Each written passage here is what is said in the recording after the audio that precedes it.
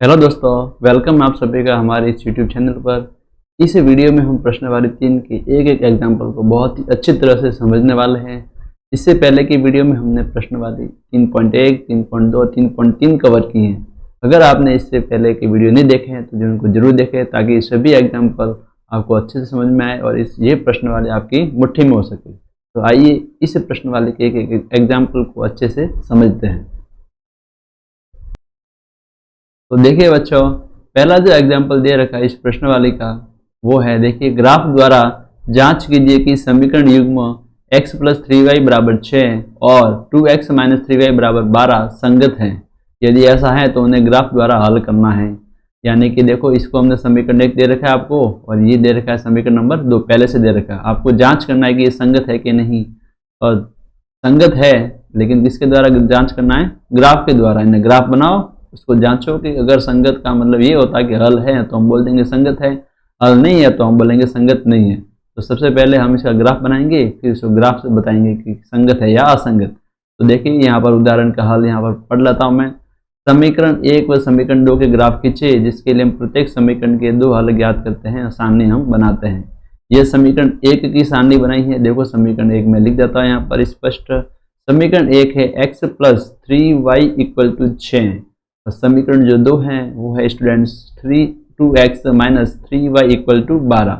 यहाँ पर क्या किया है इन्होंने कि y का मान निकाला है, x का मान इधर भेजा है, x चर वाले को इधर भेजा। तो देखो क्या होगा, 3y बराबर होगा 6 - x। तो यहाँ से देखो y का मान क्या आ गया, 6 - x बट्टा में 3। देखो यहाँ पर लिखा गया साफ साफ।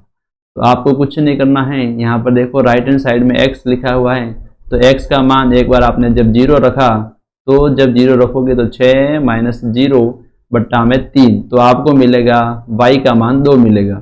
फिर आप जब x का मान 6 रखोगे यहाँ पर, तो y का मान आपको मिलेगा 0 मिलेगा। इस तरह से ये आपकी सारणी बन जाएगी। सेकंड जो है स्टूडेंट्स, वो सेकंड समीकरण है ये। इसके अंदर देखिए क्या किया गया है।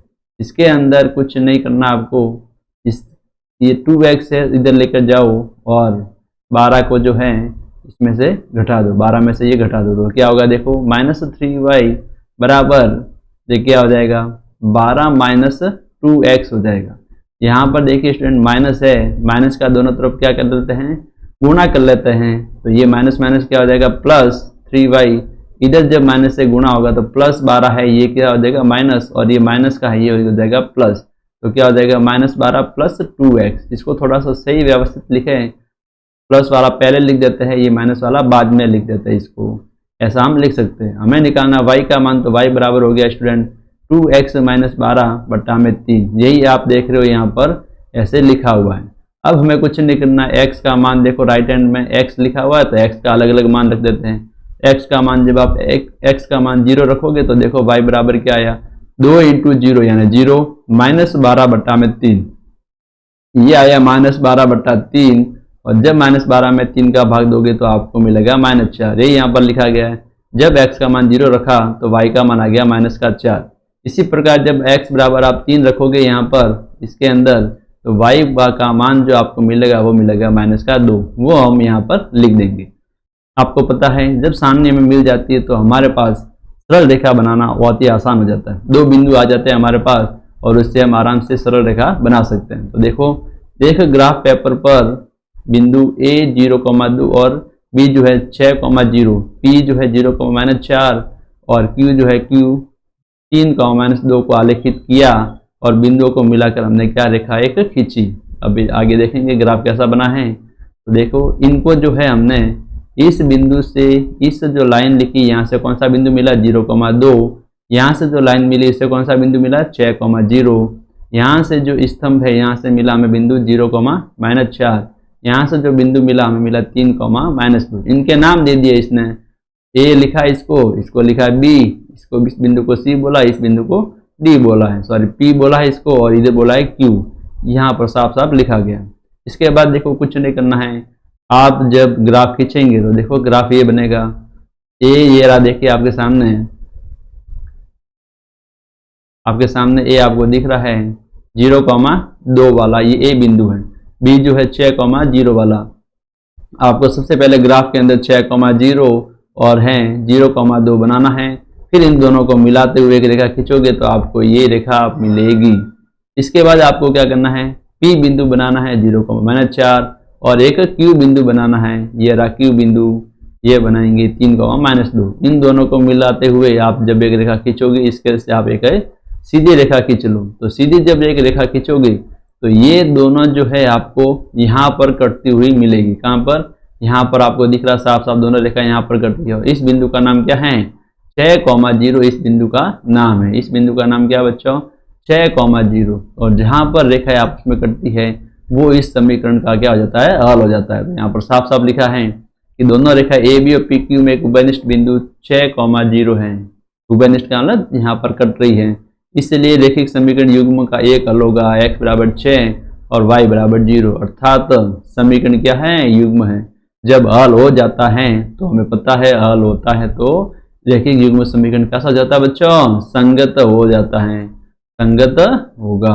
हल होने के बाद रेखिक समीकरण युग्म संगत होता है। और हल पूछा जाए तो क्या है, देखिए बिंदु है 6,0, यहाँ पर कटे और ये पहला तो होता है x का मान, तो इसलिए x बराबर 6 और बाद वाला होता है y का मान, इसलिए y बराबर 6। ये इसका क्या हो जाएगा, हल होगा।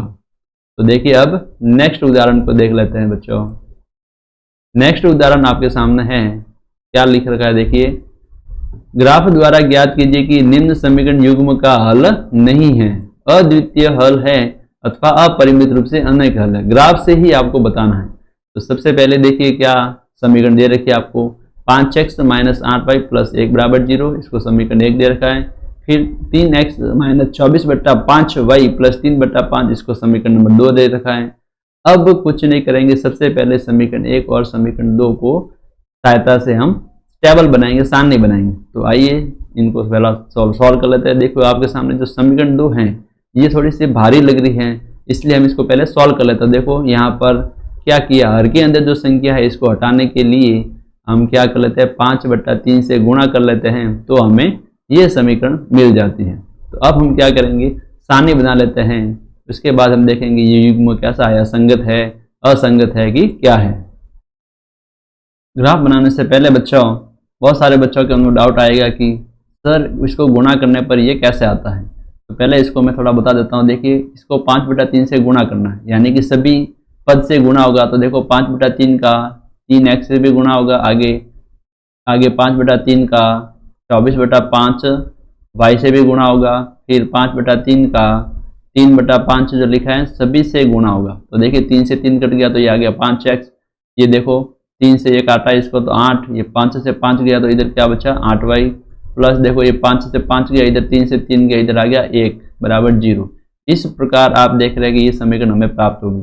इसको थोड़ा और ध्यान से देखें तो आपको दिख रहा है कि समीकरण 1 और ये जो हमने समीकरण 2 को सॉल्व किया ये तो सेम टू सेम है, यानी कि इन दोनों की रेखा है बच्चों एक ही बनेगी, यानी आपको बार बार अलग अलग सारणी बनाने की जरूरत नहीं है।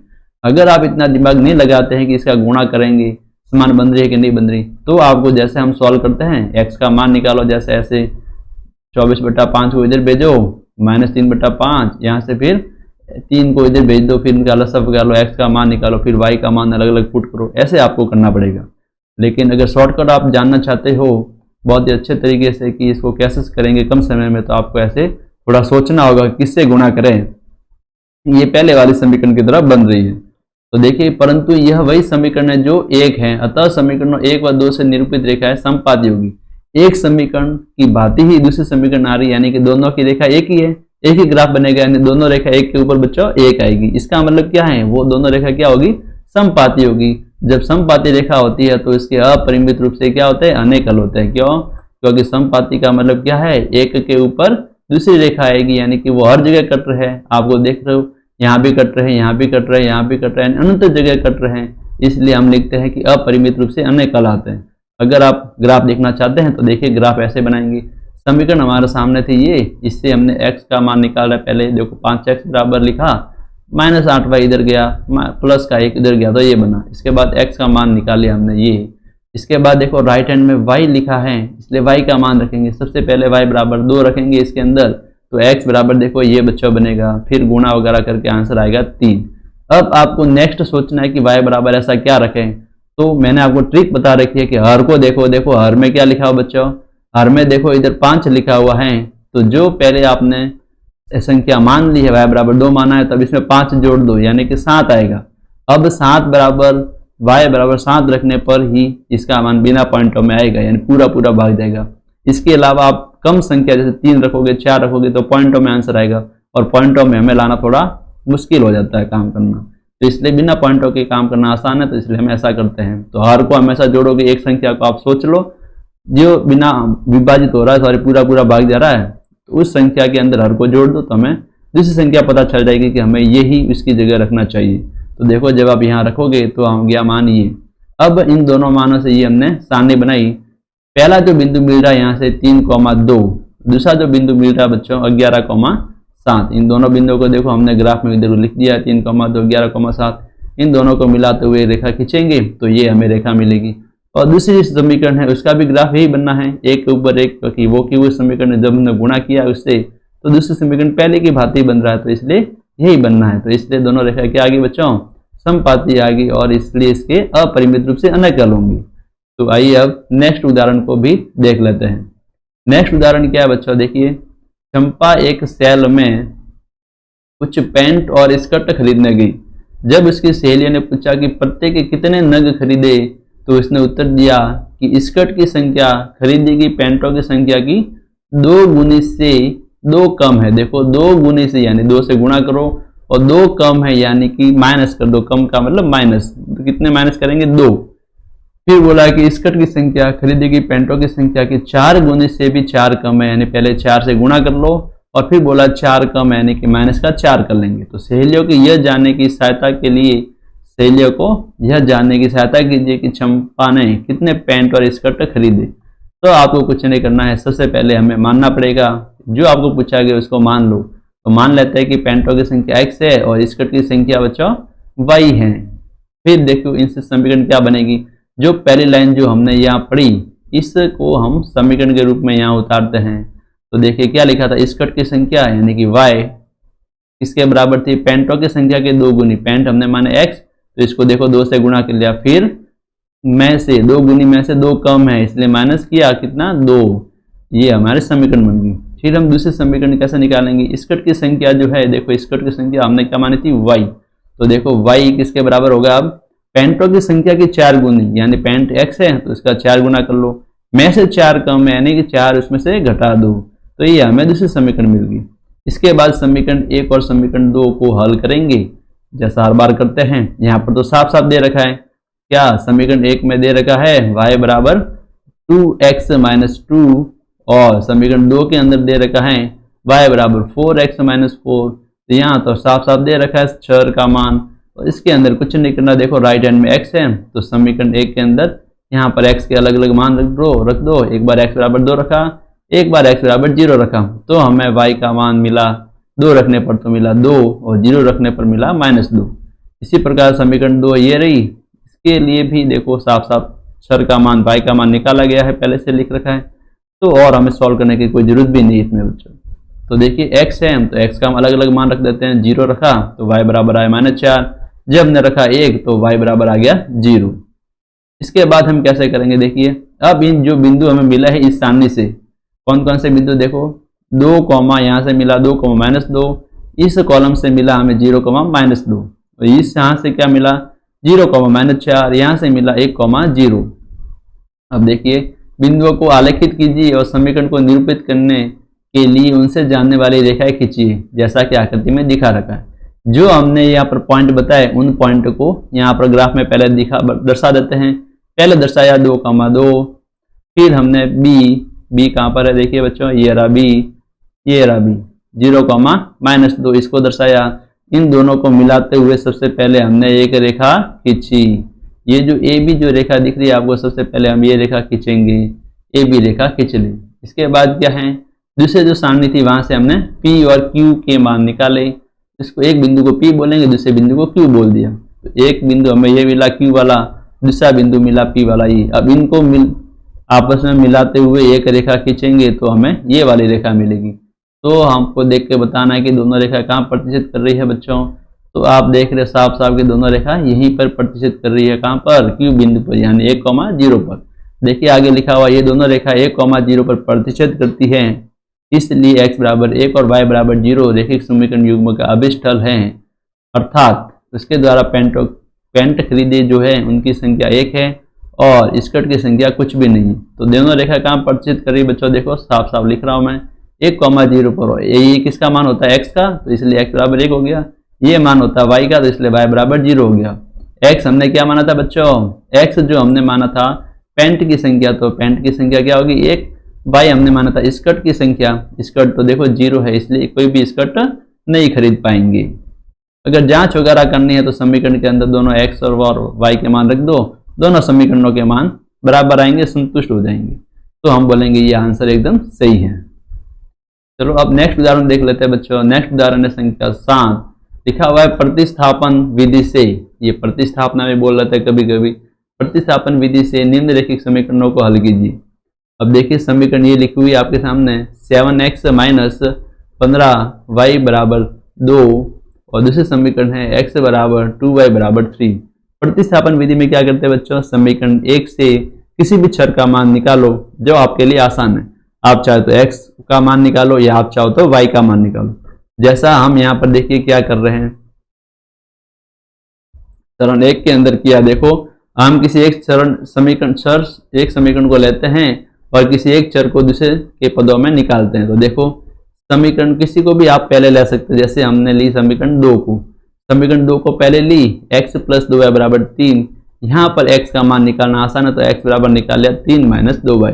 अब इस चर का मान जो आपने समीकरण लिए उसके अलावा जो दूसरी समीकरण आपको दे रखी है उसके अंदर रख दो। तो अब दूसरी समीकरण हमें है यहाँ पर पहली समीकरण बच गई थी उसके अंदर रख देते हैं। तो देखो x का मान ये पहली समीकरण में रखा तो ये इसको जब कोष्टक वगैरह खोला तो ये आ गया। फिर हमने देखिए 21 माइनस 14y माइनस 15y बराबर 2 दे रखा है, माइनस 14 माइनस 15 हो जाता है माइनस 29, ये 21 इधर लेकर आते हैं तो ये आ गया माइनस का 21, 2 माइनस 21 हो जाएंगे माइनस के 19। तो y का मान क्या आ गया बच्चों, ये माइनस 19 इधर आ जाएगा, तो ये आ गया माइनस 19 बट्टा माइनस का 29, माइनस माइनस जब कट जाएगा तो आ गया 19 बट्टा में 29 हो जाएगा। अब ये y का मान किसी भी एक के अंदर रख दो, एक के अंदर रख देंगे या 2 के अंदर रखो। तो आप देखिए यहाँ पर हमने जो जिस समीकरण जो लिखी है यहाँ पर x का मान साफ साफ निकाला गया है। अगर यहाँ पर डायरेक्ट y की जगह रख देंगे तो डायरेक्ट हमें x का मान निकल जाएगा। तो समय बचाने के लिए डायरेक्ट समीकरण नंबर 3 के अंदर रख देते हैं। 3 के अंदर रखने के बाद जब सॉल्व करोगे तो आपके सामने x का मान भी आ जाएगा, यानी x और y आने पर ही तो वो हमारे क्या कहलाते हैं, हल कहलाते हैं। तो मुझे उम्मीद है कि आपको एकदम समझ में आ गया होगा। अब बच्चों कर लेते हैं उदाहरण संख्या 5। उदाहरण संख्या 5 क्या कह रहा है, देखिए निम्नलिखित प्रश्न को प्रतिस्थापन विधि से हल कीजिए। आफताब अपनी पुत्री से कहता है कि 7 वर्ष पूर्व मैं तुमसे 7 गुनी आयु का था, अब से 3 वर्ष बाद मैं केवल 3 गुनी आयु का रह जाऊंगा।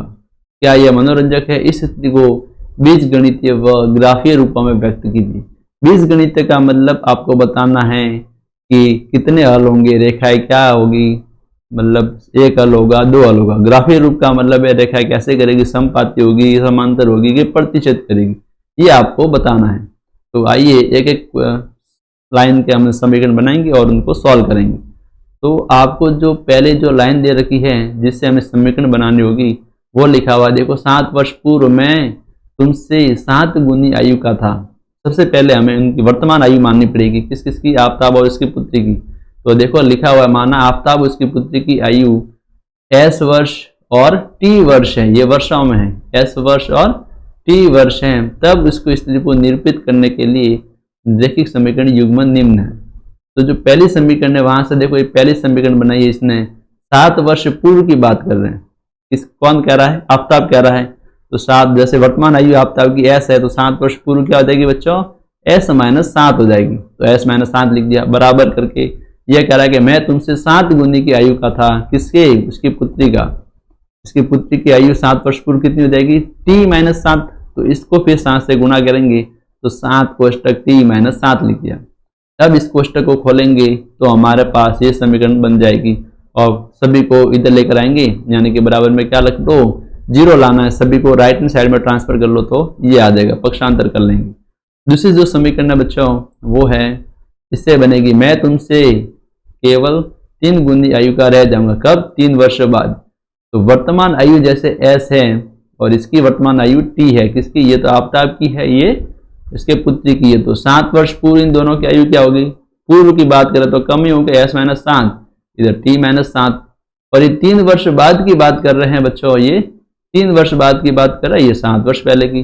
3 वर्ष बाद क्या होगा? जुड़ जाएंगे तो s प्लस 3 आफताब की हो जाएगी और इसकी हो जाएगी t प्लस 3। अगर आपको ये एकदम अच्छे से समझना है तो मैंने प्रश्न वाले के सभी क्वेश्चन आयु वाला आपको बहुत अच्छे से समझा रखा, चार्ट से ऐसे चित्र बनाकर, वहां पर आप देख सकते हैं, बहुत ही आपको अच्छे से समझ में आएगा। तो देखिए अब हमें 3 वर्ष बाद की बात कर रहे हैं, तो क्या बोला? देखिए 3 वर्ष बाद जो मैं यानी आफताब कह रहा 3 वर्ष बाद किसके बराबर हो जाऊंगा? मैं तुमसे केवल 3 गुनी आयु का रह जाऊंगा। यानी 3 गुनी किसके? उसकी पुत्री के। उसकी पुत्री की आयु तो t प्लस 3 है। तो ये हमारे पास समीकरण नंबर 2 बन जाएगी। अब जब आप इसका कोष्टक खोलोगे यानी गुणा करो, देखो 3 का t से गुणा 3t, 3 का 3 से गुणा 9। अब सब इस सबको इधर लेकर आएंगे तो क्या बनेगा? देखो s 3t को इधर लेकर आए तो माइनस 3t और 3 को उधर ट्रांसफर करो 9 माइनस 3 बनेगा, यानी कि हो जाएगा ये 6। इस प्रकार हमें समीकरण नंबर 2 प्राप्त होगी। अब हमें कुछ नहीं करना है, प्रतिस्थापन विधि है। तो प्रतिस्थापन विधि का मतलब वो एक चर का मान दूसरे समीकरण में रख दो। तो आप क्या देख रहे हो? समीकरण 2 से देखो s का मान डायरेक्ट निकल रहा है, तो यहाँ पर s का मान लिख दिया, 3t जो माइनस का था उधर लेकर गए तो 3t प्लस 6 बना। अब इस s का मान समीकरण 1 के अंदर रख दो। किसी भी एक चर का अगर एक समीकरण से हमने निकाला तो उसको दूसरे में रखना पड़ता है। तो दूसरे के अंदर जब मान रखा तो क्या बना? देखो ये बन गया लाइन। इसके बाद पूरा का पूरा t के अंदर बना तो t का मान आ गया, देखो t बराबर 12 प्राप्त हो जाता है। फिर इस t का मान इसके अंदर रख दो, समीकरण जहां से आपने s का रखा था वहीं पर रख दो, आपको s का मान मिल जाएगा। और s और t तो क्या थे? आफताब की आयु और उसके पुत्री की आयु। तो ये हम लास्ट में ऐसे लिख देंगे। अब देख लेते हैं बच्चों उदाहरण नंबर 6। एक दुकान में 2 पेंसिल और 3 रबड़ों का मूल्य 9 रुपए और 4 पेंसिल और 6 रबड़ का मूल्य 18 रुपए है। प्रत्येक पेंसिल प्रत्येक रबड़ का मूल्य ज्ञात करो। ऐसे प्रश्नों में हमेशा आपको मानना ही पड़ेगा कि जो आपको पूछा गया है ऐसे उनको मानना पड़ता है। तो सबसे पहले मान लेते हैं पेंसिल और रबड़ का जो मूल्य है, एक पेंसिल का मूल्य जो है बच्चों वो तो x रुपए है और एक रबड़ का जो मूल्य है वो है y रुपए है। तो पहली जो समीकरण कैसे बनेगी? पहली जो लाइन है यहाँ से बनेगी, 2 पेंसिल और 3 रबड़ का मूल्य 9 रुपए है। मुझे बताइए अगर एक पेंसिल का मूल्य हमने x माना है, एक पेंसिल का मूल्य मैं लिख रहा हूँ देखो साइड में x रुपए है, तो देखो हमें पूछा है 2 पेंसिल, तो 2 पेंसिल का मूल्य कितना हो जाएगा बच्चों? 2x। इसी प्रकार दूसरी लाइन का लेके साथ में 3 रबड़ का मूल्य, तो एक रबड़ का मूल्य अगर y रुपए है तो 3 रबड़ का मूल्य क्या हो जाएगा बच्चों? 3y रुपए। अब 2 पेंसिल और 3 रबड़ दोनों का मूल्य किसके बराबर? 9 के। इसलिए हम लिखेंगे 2x प्लस 3y बराबर 9। यही देखो हमारी समीकरण नंबर 1 बन रही है। इसी प्रकार समीकरण 2 को करेंगे। एक पेंसिल का मूल्य है x रुपए, तो 4 पेंसिल का कितना हो जाएगा बच्चों? 4x। इसलिए हमने लिखा 4x। साथ में देखो 6 रबड़ है, एक रबड़ का y है तो 6 रबड़ का हो जाएगा 6y, इसलिए हमने 6y लिखा। दोनों का योग किसके बराबर होगा? 18, तो बराबर लिख दिया 18। इस प्रकार ये हमारे पास क्या बन गई बच्चों? समीकरण बन गई। समीकरण बनने के बाद अब हमें क्या निकालना है? x और y के मान निकालना है। प्रतिस्थापन विधि से ही करेंगे। तो देखिए 2x प्लस 3y बराबर 9 से यहाँ तो पहली समीकरण है, यहाँ से हम कोई भी एक चर का मान निकाल लेते हैं। तो x का मान निकाला, देखो यहाँ पर 2x बराबर 3y को उधर लेकर गए तो माइनस 3y, तो x बराबर क्या आ गया? 2। इसके साथ देखो x के गुणा में है, बराबर के इधर भेजेंगे, ट्रांसफर करेंगे तो ये जाएगा भाग में। अब हमेशा ध्यान रखेंगे अगर चर के कोई चीज गुणा में है, बराबर के उधर ट्रांसफर करेंगे तो वो भाग में जाएगा। अगर कोई चीज चर के भाग में है तो बराबर के उधर जब ट्रांसफर करेंगे तो वो गुणा में जाती है, ये आप ध्यान रखोगे। अब क्या करेंगे? इस चर का मान समीकरण जो 2 है उसके अंदर रख देते हैं। देखो यहाँ पर 2x रखा, फिर इसको थोड़ा सॉल्व किया, यहाँ पर देखो लसअप वगैरह लेकर गुणा वगैरह करके यहाँ पर डायरेक्ट कट रहा है तो लसअप लाने की जरूरत नहीं है। 4 के पाले में 2 का भाग दिया, 4 में 2 का भाग दिया 2। फिर कोष्टक को खोला है, 2 का 9 से गुणा 18, 2 का 3 से गुणा 6 प्लस 6 ऐसे कैसे, 18 ऐसे कैसे। आप देख रहे हैं कि -6y और +6y तो कट गई, बराबर में देखो 18 बराबर 18 आ रहा है। ये बहुत ही अच्छा सवाल मानता हूं मैं। यहाँ पर देखिए कोई भी चर का मान तो आया ही नहीं, ना तो y आ रहा है ना ही x आ रहा है। यहाँ पर तो केवल 18 बराबर 18 आया है। जब भी ऐसे प्रश्न आए, 18 बराबर 18 सत्य है कि नहीं बच्चों? सत्य है। ये जब भी ऐसे प्रश्न आए कोई चर का मान नहीं निकल रहा हो तो हम बोलेंगे उसके अपरिमित रूप से अनंत हल होंगे। जब जैसे कभी हल करते करते ये तो 18 बराबर 18 आ गया, जैसे हल करते करते जैसे ऐसे आ जाता है 6 बराबर 12, तो क्या 6 और बराबर 12 होता है क्या? दोनों कभी बराबर नहीं होते, इसलिए बराबर नहीं होते हैं। लेकिन आंसर हम करते करते हमारा हल आ रहा है 6 बराबर 12, ये तो कभी बराबर बच्चे होते ही नहीं है, इसलिए हम बोलेंगे ये कभी सत्य ही नहीं है। सत्य ही नहीं है तो इसका कोई हल नहीं होगा, हम ऐसे बोलते। यहाँ पर आ रहा 18 बराबर 18, इसलिए हम बोलेंगे इसका क्या हो जाएगा? अनंत हल होंगे। तो देखो क्या लिखा गया है, यह कथन भाई के सभी मानों के लिए सत्य है, नहीं 18 बराबर 18 हमेशा सत्य ही है, इसलिए यहाँ पर कोई भी आप भाई का मान रखो आंसर आएगा। जब कोई भी y का मान रख सकते हो तो x के भी कोई भी मान आ सकते हैं। तो आगे लिखो, यद्यपि इससे y का कोई मान हल के रूप में प्राप्त नहीं होता, इसलिए हम x का कोई निश्चित मान नहीं पाते हैं। यह स्थिति इसलिए पैदा हुई कि दोनों दिए गए समीकरण एक ही है, अतः समीकरणों 1 व 2 के अपरिमित रूप से अनंत हल है। हम पेंसिल और एक रबर का अद्वितीय मूल्य ज्ञात नहीं कर सकते, क्योंकि दी हुई स्थिति में बहुत सारे शार्प हल है, यानी बहुत सारे बेनिष्ठ हल है। तो आपने देखा यहाँ पर हम कोई निश्चित मान नहीं निकाल सकते कि एक पेंसिल का मूल्य यही होगा, 2 और एक रबर का मूल्य यही होगा। यहाँ पर बहुत सारे मान होते हैं, तो आप अनंत हल यहाँ पर पा सकते हो। इसके बाद बच्चों हम नेक्स्ट उदाहरण देख लेते हैं, उदाहरण संख्या 7 देख लेते हैं। क्या लिखा उदाहरण संख्या 7? 2 रेल पटरियां समीकरणों x + 2y - 4 बराबर 0 और 2x + 4y - 12 बराबर 0 द्वारा निरूपित की गई है। क्या रेल पटरियां एक दूसरे को काटेगी? काटने से मतलब ये है कि एक रेखा समझ लो इनको, रेल पटरियों की क्या है, रेखा ही तो होती है, ये भी एक रेखा ये भी एक रेखा, क्या एक दूसरे को काटेगी कभी? रेलगाड़ी की तो पटरियां ऐसे होती है, कभी कभी क्रॉस भी कर लेती है। तो ये कह रहा है क्या एक दूसरे को काटेगी क्या? तो आपको चेक करना है। कैसे चेक करेंगे? x और y के मान निकाल के, हल आता है तो काटेगी, नहीं आता तो नहीं काटेगी। तो यहाँ पर देख लेते हैं दोनों रैखिक समीकरण, आपको समीकरण 1 ये दे रखी है, समीकरण 2 ये दे रखी है। समीकरण 1 से हम x का मान निकाल लेते हैं, ये x बराबर आ गया 4 - 2y। x का मान 2 के अंदर जब रखोगे तो देखो ये बन रहा है, यहाँ भी साफ साफ देखो 2 से आप इसको गुणा करोगे, 2 कोष्टक खोलोगे तो 2 का 4 से गुणा हो गया 8, तो लिख दिया 8, माइनस 2 का 4 2 से गुणा हो गया -4y, फिर है आगे +4y लिखा है, -12 बराबर 0।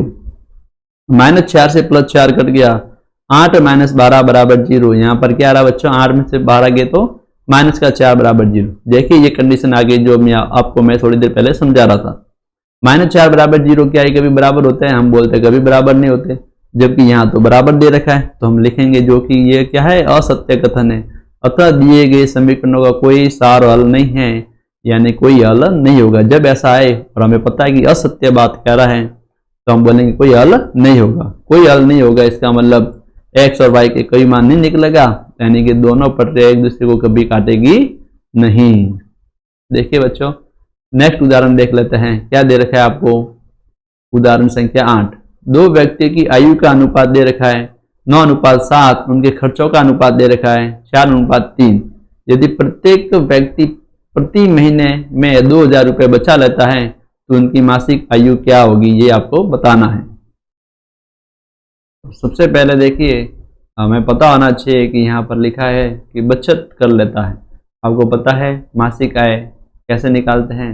यहाँ पर आय का अनुपात दे रखा है कितना? 9:7। पहले अनुपातों को हमेशा साधारण संख्या बदलते हैं, तो जब साधारण संख्या में बदलेंगे अनुपात हटाएंगे तो पीछे क्या लग जाएगा? x। तो देखो अनुपात जब हटाया 9:7, इसको संख्या में बदलना है यानी अनुपात हटाना, तो 9x, 7x लिख दो, तो 9x, 7x लिख दिया। और उनके खर्चों का अनुपात दे रखा है 4:3। तो अब x तो लिख दिया तो y लिख दो, तो 4y लिख दिया और अनुपात हटाएंगे तो 3y लिख दिया। अब उस स्थिति में देखो ये समीकरण बनेगी कैसे? इसके अंदर लिखा गया है कि दोनों जो प्रत्येक व्यक्ति हैं प्रति महीने 2000 रुपये बचा लेता है। आपको पता है कैसे बचाएगा? बचत किस प्रकार होती है? आपको पता है कि आय जो है हमारी, उसमें से अगर हम खर्चे घटा देते हैं तो हमें क्या मिलेगी, बचत ही तो मिलेगी कि इतने रुपए हमने बचाए। जैसे मैंने 30,000 रुपये महीने कमाए और मैंने 2,000 रुपये खर्च किए तो मेरे पास बचत कितनी हुई, 28,000 रुपये की। तो यही हम ऐसे यहाँ पर लिखने वाले। तो देखो, एक व्यक्ति है उसकी जो आय है 9x और दूसरा व्यक्ति है उसकी जो आय है 7x, यहाँ पर लिख दिया मैंने। और साथ में इसके जो खर्चे हैं दोनों व्यक्तियों के, एक का खर्चा जो है वो 4y, दूसरे का खर्चा है वो 3y है, ये दोनों व्यक्तियों का हमने लिख दिया। तो बताइए अब उनकी जो है बचत किस प्रकार होगी। तो बचत होगी, देखो आय में से खर्चा घटाएंगे तो बचत होगी। तो पहले आदमी की आप कैसे निकालोगे आय, बचत सॉरी, तो आप आय में से ये बचत घटा, खर्च घटा लो, यानी कि 9x माइनस ये क्या 4y, यानी कि पहले व्यक्ति की बचत कितनी होगी 9x माइनस 4y, दूसरे व्यक्ति की बचत कितनी होगी बच्चों 7x माइनस 3y। यही हमने देखो आगे लिखा है और प्रश्न के हिसाब से लिखा गया है कि प्रत्येक व्यक्ति जो है एक महीने में 2,000 रुपये बचाता है, इसलिए ये भी बचत है। और प्रश्न में दे रखा है कि ये बचत 2,000 रुपये है, तो इसको भी 2,000 रुपये के बराबर कर लो, ये भी 2,000, क्योंकि दोनों ही व्यक्ति 2,000 रुपये बचाते हैं। इसलिए देखो 9x माइनस 4y को 2,000 के बराबर लिखा, 7x माइनस 3y को भी 2,000 बराबर लिखा। अब हमें क्या करना है, x और y के मान निकालना है, किसी भी विधि से, प्रतिस्थापन से, ग्राफीय विधि से या विलोपन से। हम निकालेंगे प्रतिस्थापन विधि से। देखो समीकरण कोई भी, देखो y के गुणांकों को समान करने के लिए समीकरण 1 को 3 से तो समीकरण 2 को 4 से गुणा करेंगे। यहाँ पर विलोपन विधि से हल कर रखा है, तो विलोपन विधि से हम कर लेते हैं, बता देते हैं आपको। विलोपन विधि आप जानते हो, हमेशा पहले कोई भी चर को पकड़ो, उसके गुणांक को समान बनाओ, उसको हमेशा विलोप करना होता है, तभी इस विधि का नाम विलोपन है। तो देखिए जो आपके सामने समीकरण दे रखी है मैं यहाँ लिख देता हूँ। पहले जो समीकरण है देखो 9x माइनस 4y बराबर 2,000, दूसरी जो समीकरण है वो 7x माइनस 3y बराबर 2,000। अब हम क्या चाहते हैं कि y के गुणांक समान बन जाए और y को मैं काटना चाहता हूँ। तो देखो 4 और 3 का पहले आप क्या ले लो, लसअप ले लो। लसअप 4 और 3 का आया 12, यानी मुझे 12 बनाना है दोनों को। कैसे 12 बनेगा, जब आप 4 को किससे गुणा कर लो 3 से, तब 12 बनता है। इसलिए आप पूरी समीकरण को 3 से गुणा कर लो। दूसरी समीकरण दे रखी है, इसके अंदर 3 है, 3 का कैसे 12 बनेगा, जब इसको मैं 4 से गुणा करूँ, यानी कि पूरी समीकरण को किससे गुणा कर लो 4 से।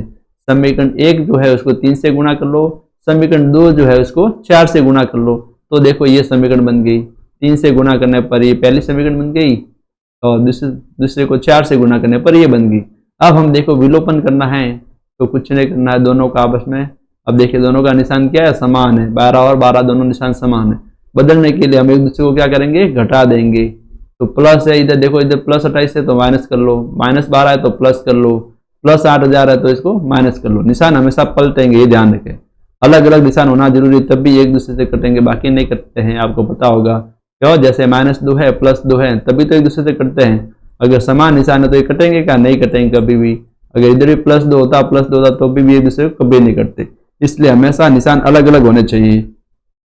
अब देखो ये कट गए, अब कट गए तो इधर देखो क्या है, ऊपर तो है 27, नीचे है -28, इस 27 में से 28 गए तो माइनस का 1, नीचे x है तो x लिख दियो। फिर देखो 6,000 है इधर और इधर है -8,000, निशान जो हमने लगाया है वो इसको साथ पढ़ते हैं। 6,000 में से 8,000 गए तो माइनस का 2,000, इसलिए देखो यहाँ पर लिखा हुआ साफ साफ, माइनस से माइनस काट दो तो x बराबर हो गया 2,000 रुपये। इस प्रकार x का मान आ गया। x का मान अब किसी भी समीकरण के अंदर रख दो, तो यहाँ पर देखो x का मान समीकरण 1 में रखा है, तो जब रखोगे तो y का मान आ गया 4,000, x का मान 2,000 आ गया और y का मान आ गया 4,000। अब हमें प्रश्न में पूछा था उनकी मासिक आय, मासिक आय तो देखो आपको पता है 9x था और 7x था। अब x का मान यहाँ पर रख दो फटाफट, तो x की जगह जब यहाँ पर रखा 2,000 तो 9 × 2,000 होते हैं 18,000, यहाँ पर x की जगह 2,000 रखा तो 7 × 2,000 होते हैं 14,000। इस प्रकार दोनों व्यक्ति की आय क्या हो जाएगी 18,000 और 14,000। अब देख लेते हैं नेक्स्ट क्वेश्चन बच्चों। नेक्स्ट क्वेश्चन क्या कह रहा है, देखिए ये एक प्रश्न जो कह रहा है वो कह रहा है विलोपन विधि द्वारा का प्रयोग करके निम्न रैखिक समीकरण युग्म के सभी संभव हल ज्ञात करो। विलोपन विधि का मतलब है आपको पूर्णांक समान बनाना है, समान बना के एक दूसरे को काट देना है। तो देखिए हम चाहते हैं कि x का गुणांक समान बनाए। यहाँ पर 2 है और नीचे देखो 4 है। 2 और 4 का लसअप ले लो, गुणांकों का लसअप लेने के बाद दोनों का लसअप लोगे तो आपको पता है लसअप आएगा 4, यानी कि दोनों को 4 4 बनाना है। तो यहाँ पर देखो 2 को 4 कैसे बनाओ, मुझे पूरी समीकरण को 2 से गुणा करना पड़ेगा, तब जाकर ये ऊपर यहाँ पर 4 बनेगा। यहाँ पर तो पहले से 4 है, यानी किसी भी संख्या से गुणा करने की जरूरत नहीं है। जब आप समीकरण 1 को 2 से गुणा करोगे तो इधर 4x आ गया, 3 को गुणा किया तो 6y, 8 को गुणा किया तो 16। नीचे वाले समीकरण देखो 6x प्लस 4y बराबर 7, ये ऐसे हैं। फिर हम कहते हैं निशान बदलना पड़ेगा, इसलिए मैं इसको घटाऊंगा तो देखो यहाँ पर प्लस 4x है, इसलिए मैं इसको माइनस 4x लिखूंगा। ये प्लस का 6y इसलिए माइनस 6y लिखूंगा। ये प्लस का 7 है इसलिए माइनस का 7। देखो प्लस का 4x, अब माइनस का 4x मैं पढ़ूंगा इसको, प्लस का 4x ये नीचे वाले, अब इसको प्लस नहीं पढ़ूंगा, माइनस 4x पढ़ूंगा। प्लस से माइनस 4x कट गई, इधर देखो प्लस से माइनस 6y भी कट गई। देखो इधर कुछ भी नहीं बचा, यानी कि 0 बराबर में क्या बच गया, देखो 16 में से 7, यानी कि 16 में से जब 7 जाएंगे तो बराबर बचा 9। क्या ये बच्चों सत्य है क्या? 0 और कभी 9 बराबर नहीं हो सकते, ये तो असत्य है। और असत्य होता है तो आपको पता है जब भी ऐसे आता है कोई भी चर का मान नहीं निकले और असत्य कथन है तो हम बोल रहे कोई भी हल नहीं होगा, इसलिए हमने देखो साफ साफ लिखा है यहाँ पर, अतः समीकरण के एक युग्म का कोई हल नहीं होगा। अब बच्चों इस प्रश्न वाले का लास्ट एग्जांपल देख लेते हैं। देखिए क्या लिखा हुआ है, 2 अंकों की एक संख्या व उसके अंकों को पलटने पर बनी संख्या का योग है 66। यदि अंकों इन संख्या के अंकों का अंतर 2 हो तो संख्या ज्ञात करो। ऐसी संख्या कितनी हो सकती है? देखो बहुत अच्छा प्रश्न है। वैसे देखे तो ये 2 अंकों की संख्या है, देखो साफ साफ लिखा है, प्रथम संख्या की दहाई और इकाई के अंक क्रमशः x y है, यानी कि संख्या को इन्होंने क्या माना है, दहाई को तो माना x और इकाई को माना ये, यानी संख्या को इन्होंने मान लिया x y। संख्या को क्या मान लिया बच्चों, x y। लेकिन ऐसे हम इसको संख्या में जब भी हमें दिया गया है तो इसको ऐसे डायरेक्ट नहीं लिखेंगे, हम यहाँ पर स्थानीय मान का यूज करेंगे, प्लेस वैल्यू का। आपको पता है स्थानीय मान क्या कहता है, इकाई अंक को आप 1 से गुणा करो और दाई अंक को 10 से गुणा करो, फिर इनको जोड़ दो। तो देखो y इंटू 1 तो हो गया y, 10 का 1 से गुणा किया 10x, प्लस कर दो, बीच में हमेशा प्लस करेंगे ऐसे। तो ये जो संख्या x y है, अब इसकी जगह हम लिखेंगे 10x प्लस y। तो देखिए इसलिए प्रथम संख्या को प्रसारित रूप में हम लिखेंगे 10x प्लस y लिखेंगे। अब जो आगे बोला है कि उसके अंकों को पलटने पर जो बनी संख्या है उसको देखते हैं, फिर उनका योग कर लेंगे। अब संख्या हमने x y थी, अंकों को पलट दिया, यानी कि इकाई अंक अब दाई बन गया, तो yx हो गया। x y की जगह क्या हो गया, अंकों को पलटने पर yx। तो वापिस वो क्या, वो इसको yx तो लिखेंगे नहीं, वापिस उसका प्रसारित रूप इकाई अंक को 1 से गुणा करो, दाई को 10 से, तो क्या हो जाएगा, देखो 10y प्लस x, ये बन गया 10y प्लस x। अब क्या करना है, प्रश्न में दे रखा है कि 2 अंकों की संख्या और उसके अंकों को पलट दें, फिर उनका योग करो, तो उनका योग होता है 66। तो देखो अब इन दोनों का योग कर लो, एक को सीधा और एक को पलटने पर जो हमें प्राप्त हुई, इनका योग होता है 66। तो यहाँ पर साफ साफ दे रखा है, देखो 10x प्लस वाई और प्लस 10y प्लस x बराबर 66। 10x और ये देखो प्लस 1x, ये हो गया 11x, ये 1y और 10y हो गया 11y बराबर 66। 11 यहाँ पर कॉमन लिया है, इसलिए कोष्टक में बचा है x प्लस वाई बराबर 66। 11 को भाग में भेज दो 66 के, तो क्या होगा, x प्लस वाई बराबर 66 बट्टा 11, यानी कि x प्लस वाई बराबर 6 बन गया। x प्लस वाई बराबर 6 बन गया। अब इसको हम बोल देंगे समीकरण नंबर 1। अब इसके बाद दे रखा है कि यदि संख्या के अंकों का अंतर 2 है, संख्या के अंक कौन कौन से थे, इकाई अंक तो x था, और सॉरी इकाई अंक तो y था और दहाई अंक x था, इन दोनों का अंतर बोला है 2 है, यानी x माइनस वाई बराबर क्या दे रखा है, 2। ये हमारे पास बन गई समीकरण नंबर 2। सबसे पहले हमारा उद्देश्य ये है कि x और y के मान ज्ञात करते हैं। कोई भी विधि से करते हो जो आपकी अच्छी विधि लगे, जब भी विधि का नाम नहीं लिखा है प्रश्न में, आप कोई भी विधि यूज कर सकते हैं।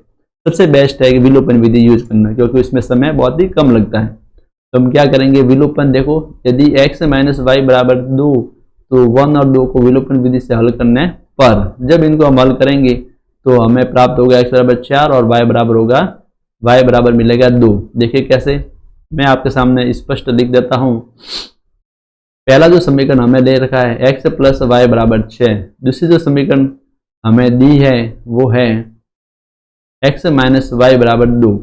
आपको देखो यहाँ पर लिखा गया नहीं था कि अंकों का अंतर 2 है, यानी इकाई में से दाई घटाना है कि दाई में से इकाई घटाना है, इसलिए यहाँ पर दोनों लिखे हैं। या तो ये होगा, देखो साफ साफ लिखा है, या तो दाई में से इकाई घटाओ तो ये मिलेगा, या फिर इकाई में से दाई घटाओ तो ये मिलेगा। अंतर तो 2 ही है, दाई में से इकाई घटाओ या फिर इकाई में से दाई घटाओ। तो समझ में आ रहा आपको? तो एक बार तो हमने ये लिख दिया। दूसरी बार देखो दोनों समीकरण, एक समीकरण वापस वो पहली की पहली, दूसरी समीकरण जब हमने इकाई में से दाई घटाया तो ये मिलेगी। अंतर तो 2 ही है, यहाँ पर साफ साफ लिखा नहीं है कि किसी में से घटाना, आप केवल इतना लिखा है कि अंक को घटाना है, तो हम 2 बार लिखेंगे, इकाई में से दाई घटाएंगे तो भी अंतर 2, एक बार दाई में से इकाई घटाएंगे तो भी अंतर 2, तो हमारे पास ये 2 बना। अब हम क्या करेंगे, समीकरणों को विलोपन विधि से करना है तो घटा देते हैं, लेकिन यहाँ पर घटाने की जरूरत नहीं है। देखो y प्लस है, ये माइनस है, कट रहा है डायरेक्ट, विलोपन विधि में काटना ही तो होता है, डायरेक्ट कट रहा है तो कुछ भी घटाने की जरूरत नहीं, घटाने का मतलब निशान बदलने की जरूरत नहीं है।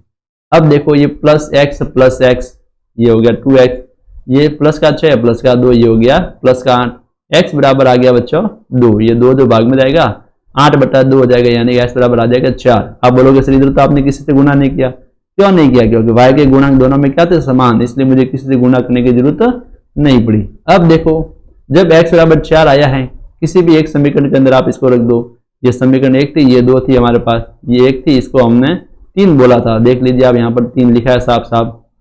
तो अब समीकरण 1 के अंदर जब आप रखोगे इसको, तो देखो 1 के अंदर रखो 4 प्लस वाई बराबर 6, तो y बराबर आ गया 6 माइनस 4 यानी कि 2, x का मान 4 y का मान 2, इसलिए संख्या कैसी बन गई, संख्या हमने क्या मानी थी, देखो xy मानी थी, x की जगह x का मान रखो 4, y की जगह y का मान रखो, यानी 42 संख्या बन गई। पहली संख्या कौन सी होगी, 42। अब इसको हम हल करेंगे तो देखो यहाँ पर प्लस x है, यहाँ पर माइनस x, ये से ये कट जाएगा, इनको भी किसी से गुणा करने की जरूरत नहीं क्योंकि दोनों के गुणांक समान है। अब y और y देखो जुड़ जाएंगे तो 2y, 6 और 2 जुड़ गए तो 8, इस प्रकार यहाँ पर y का मान आ गया 4, y का मान किसी भी एक समीकरण में रख दो, या तो 1 में रखो या फिर 3 में। चलो 1 में रखते हैं तो क्या आ गया, देखो x प्लस 4 बराबर 6, x बराबर 6 माइनस 4 यानी कि 2। इस प्रकार देखो अब जो दूसरी समीकरण हमने मानी थी वो क्या है बच्चों, वो थी yx, y की जगह मान 4 और x की जगह 2 यानी कि 42, यानी कि क्या आ गया बच्चों 42। या फिर आप ऐसे बोल दो xy की जगह x का मान रखो 2, y की जगह रखो 4 यानी कि 24। तो इस प्रकार देखो आपको 42 भी प्राप्त हो रहा है और 24 भी प्राप्त हो रहा है। तो साफ साफ प्रश्न नंबर के उत्तर में लिखा है, देखो क्या लिखा है, विलोपन विधि से हल करने पर x बराबर 2 y बराबर 4 प्राप्त होता है। इस स्थिति में हमें 24 संख्या प्राप्त होती है, यानी एक बार 42 प्राप्त होता है, एक बार 24 प्राप्त होता है। इस प्रकार 2 संख्या हमें मिलेगी 42 और 24। चलो बच्चों, मुझे पूरी उम्मीद है कि आप सबको एक एक उदाहरण बहुत अच्छे समझ में आएगा होगा। अगर आपको ये वीडियो अच्छा लगा हो तो हमारे चैनल को लाइक करें, सब्सक्राइब करें और वीडियो को शेयर जरूर करें। धन्यवाद।